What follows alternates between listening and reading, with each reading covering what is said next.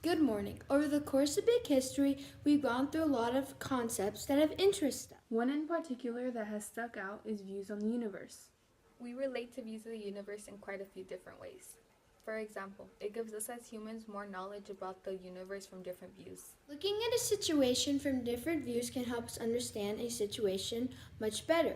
For instance, terrorism, terrorists, and why they exactly do it. Because there's quite a few reasons why someone may commit such cruel acts. The possibilities they got could be convinced from things that they saw or intense hatred for a country.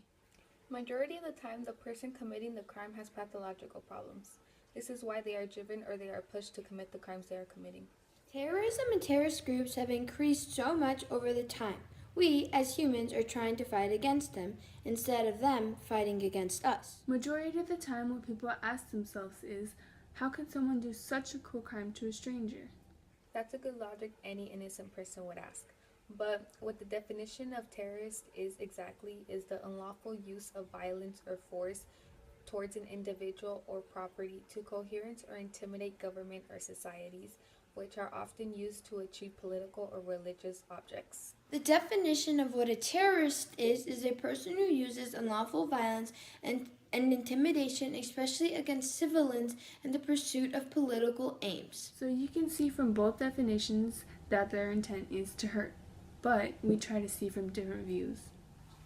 Isn't this sad how most people who commit these terrorist attacks are all motivated by a plethora of factors, which include militant Islamic ideology, the dislike in American foreign policy in the Muslim world, and the person feels a sense of attachment to the organization. Many people joining a jihadist group or carrying out their own act allows them to be a hero of their own story. An individual, Tamerlan Tsarnaev, thought he was the hero of his story when he and his younger brother committed the Boston Marathon bombing. It's kind of sad how they get a sense of heroism in committing such crimes in the world. Another view study to try and understand better is hatred to a country. David C. Headley, who lived in Chicago, did most of the planning for the 2008 attack in Mumbai, India. The only thing that sparked this individual was pure hatred. What could also trick people that look at this view is that sometimes they'll just be a classic jihadist. Take Nidal Hasan, who was an army major that had killed people in Fort Hood, Texas in 2009. He didn't like the American foreign policy. However, these people or groups could have personal problems, but they could also have religious views on why they want to commit the crime that they are committing. It is said to believe that the first kinds of attacks were motivated strictly on religion, since it was the only justification for terror before the 18th century. The Prophet Muhammad consisted concepts of religious punishments in the name of God, blood, revenge, respect, and honor.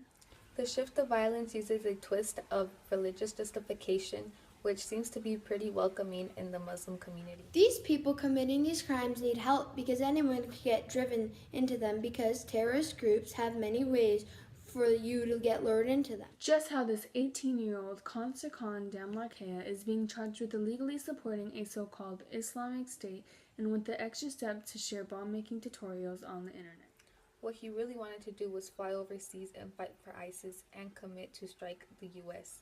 This guy was most likely suffering from personal problems.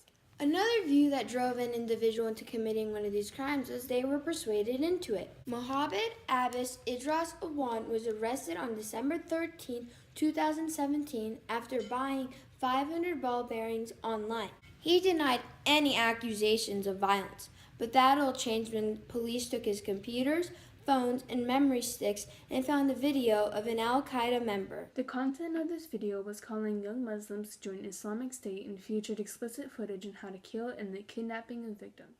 Officials try to dig deeper into these crimes and study them more so we can figure out what's happening and try to stop them before they continue. One person who studies these kinds of people is an anthropologist. Their exact job was to study the development and behaviors of human beings throughout the world. It doesn't matter if it's past or present. They do this to get a better view on humanity as a whole.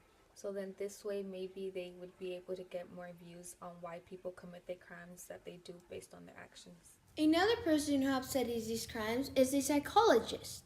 A psychologist is a scientist who studies the mind and emotions of a person and their relationships. These people get a better view of how the person may have dealt with their emotions and their state of mind which they were in when they were committing the crime. Police officers try to spot the people who are on the pathway to violence because then maybe we can change them and stop them before they commit these crimes. We as a country need to work together and not let these acts get unnoticed because they'll just start to increase. So by working together, hopefully one day we'll be able to stop terrorism, and terrorism as a whole.